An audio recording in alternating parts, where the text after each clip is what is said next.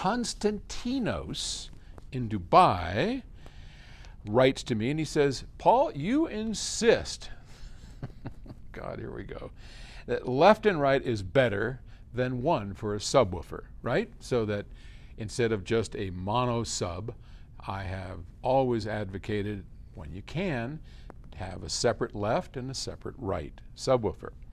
I connect them both in 2-channel and home theater without cable switches. But I can't find references in the books or video to the problem I'm having, and so please allow me to explain. If I connect them, the 2 subwoofers, to the AVR, the audio video receiver, his surround sound processor, with its dedicated output for subwoofers, when I listen to 2-channel, they are off. If I connect them to the 2-channel setup directly, then they will pick up only the low end of what goes into the left and right through the crossover. My preference is to make the investment for the left and right without losing bass elements on movies. Therefore, the question, which really narrows down to, do the 0.1 and 0.2 outputs of Dolby Atmos really have separate files or elements, or are they simply a crossover separation for things happening on left and right? Help! What do I do? All right. Well,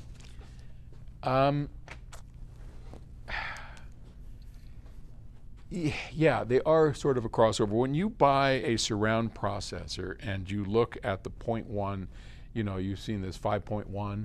The 0.1, of course, is a subwoofer.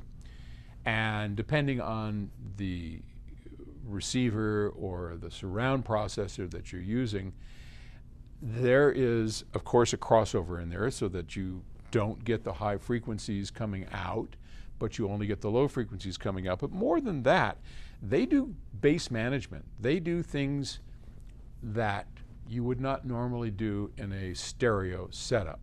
And so the problem is, if you have 2 subwoofers and you don't want to have a big old switch that switches it between the left and the right speakers, which is what we advocate, and in a stereo system, take the outputs of your power amplifier that are feeding the left and the right speakers and feed your subwoofer, your 2 subwoofers, with that to augment the left and right channels.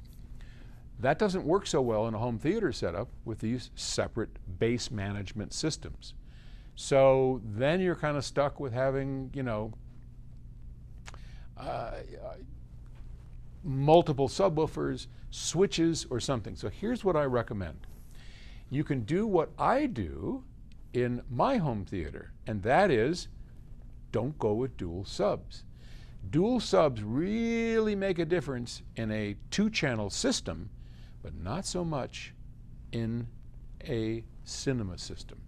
So in my home theater, I have one big rail sub that is connected in mono to the Emotiva surround processor that I use. And it is terrific. And part of the reason this works is because at those low frequencies, there really isn't much left and right separation. I mean, in movies, the low frequencies are the explosions and the booms and all of that, and they're pretty much in mono. And I've looked at these output files, and you're kind of wasting your money with 2 subwoofers for home theater. You can get away with 1 and you won't know the difference, just like I do at home. So get yourself 1 more sub, hook that up to your 0.1 outputs and do it in mono. And you can usually do that as an adjustment inside of the system. And for your stereo system, hook up the left and right speakers as you should, and you should be okay. All right, good luck.